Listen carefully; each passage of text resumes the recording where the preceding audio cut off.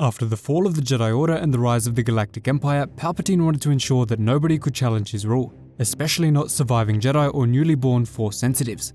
Because of this, he enlisted some of the most ruthless, brutal and cold-blooded former Jedi and placed them under the watch of Darth Vader. He would then use them to extinguish any little spark of light in the galaxy and kill any surviving Jedi. But what happened when these Inquisitors went against their training and felt true love and emotion? Well, let's find out, and spoiler alert, it's not going to end well.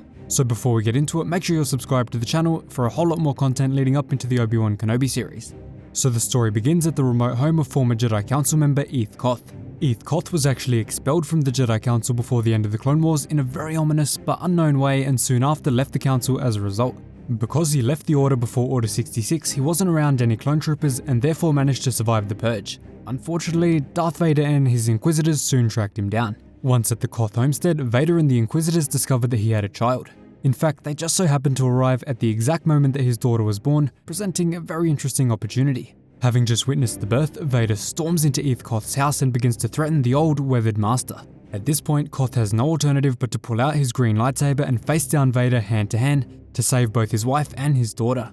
The two enter an intense battle, with Koth even managing to get a small strike on Vader's helmet. The Dark Lord, however, perseveres and unleashes a hellstorm of fury on the old master. Meanwhile, Eeth Koth's wife has begun to sprint away from the homestead and try to get her daughter to safety so that the Inquisitors can't take her.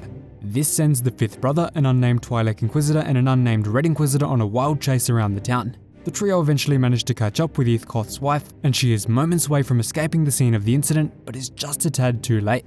The Red Inquisitor walks up to her and ignites her spinning blade, but doesn't say a word. The mother begs woman to woman for the Red Inquisitor to not take her child away from her. In a shocking move, the Inquisitor allows the mother to walk off and warns her, "Go, just go." This shocks and disgusts the other Inquisitors around her, and they all warn her that when Vader finds out, he's going to serve a severe punishment. With relief washing over Koth's wife, her ship departs the area and they are almost home free, but out of nowhere, the Red Inquisitor backstabs Koth's wife and pulls her child out of the ship with the Force. The other Inquisitors are pleased with this cruel act of backstabbing, but are curious as to why she did it. The Red Inquisitor simply answers, "Because she appealed to me, woman to woman. Now she'll never trust another woman again. Or most likely, anyone. I took her baby and her soul." Eeth Koth's daughter is now in the hands of the Inquisitorious and will be sent to be brainwashed in a program known as Project Harvester, which focuses on turning young Force-sensitive kids across the galaxy into dark side acolytes, or soon to become Inquisitors. In one final act of ruthlessness, the Red Inquisitor brings the baby to her boss, Lord Vader, and holds it up in the air behind Eeth Koth as a sign of victory. This forces the old master to turn his back on Lord Vader, and in his final breaths he sees that he has failed to protect his only daughter. With this realization sinking into his mind, Vader stabs Eeth Koth in the back without a moment of hesitation. He has failed. With the mission now over, the Inquisitors return to their fortress on Coruscant and begin drinking and celebrating their defeat of a Jedi Master. And by the way, their fortress is on Coruscant at this point in the timeline, and the reason they moved to the one on Nur from Fallen Order actually comes as part of this event, so you'll see how that happens later in the story. Killing a Jedi Master, and a Council member for that matter, is a huge deal for the Inquisitors, so they all gather around and celebrate. The Black Twi'lek Inquisitor raises his drink and toasts to one less Jedi in the galaxy, and is met by the Red Inquisitor. In attendance is the Grand Inquisitor, the Seventh Sister, the Fifth Brother, the Sixth Brother, and pretty much every cool Inquisitor that you can think of. As the Red Inquisitor and the Twi'lek Inquisitor start drinking together, the two begin to discuss their future. They realize that before long, there won't be an ex-Jedi to hunt. They then joke together that they may have gotten too good at their jobs, and they wonder what they might do when this is all over. The conversation then takes a darker turn when they wonder what their leader Vader might do to them when there are no Jedi left. A genuine bond is forming between the two, and there are certainly romantic feelings. Before this can go any further though, Vader rushes into the room and ignites his red lightsaber, threatening both of the Inquisitors. The Grand Inquisitor is shocked by this, believing that it might be a test or just some more training. Vader, however, denies this, and without a single extra word, he swings his blade at the Red Inquisitor, hoping to slice her head off. In a shocking display of disloyalty, the Black Twi'lek Inquisitor ignites his own red blade and blocks Vader's strike. Not a good idea. The Twi'lek Inquisitor is horrified and frantically warns the Red Inquisitor to run. As his lover rushes out of the building, Vader begins fighting the Twi'lek, revealing the reason for his sudden murderous outburst. Vader says he sensed a connection between the two Inquisitors, an attachment. Vader says that this is a horrible weakness, and that the killing of Eeth Koth should have proven that lesson. Apparently, it did not.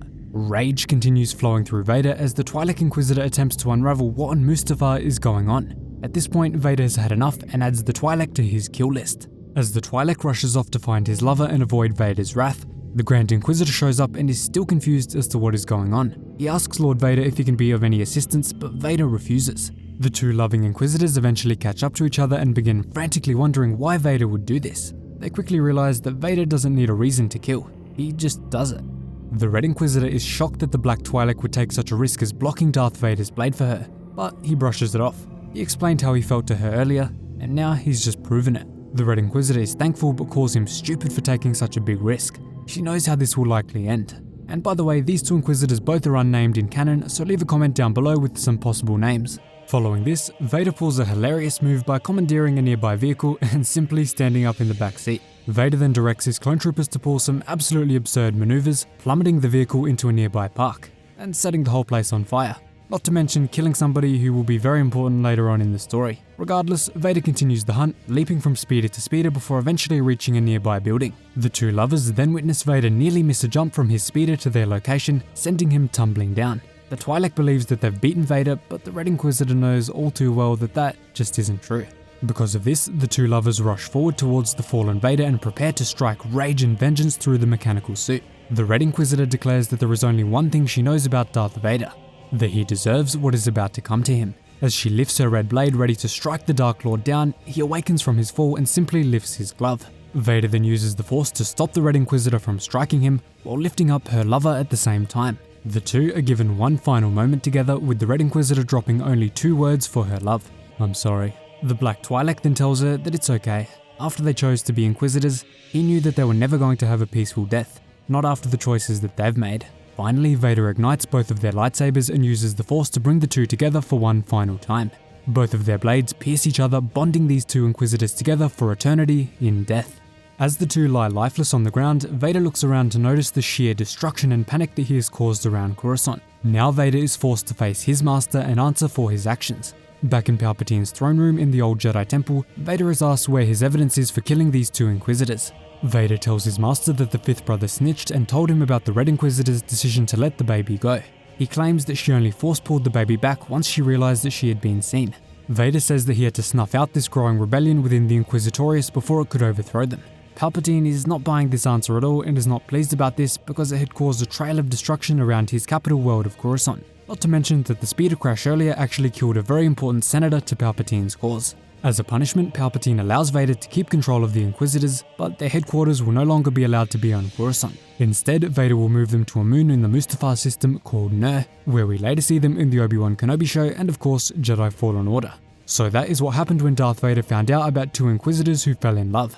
Thanks so much for watching, really hope you enjoyed the video. Cheers guys, hope to see you in the next one.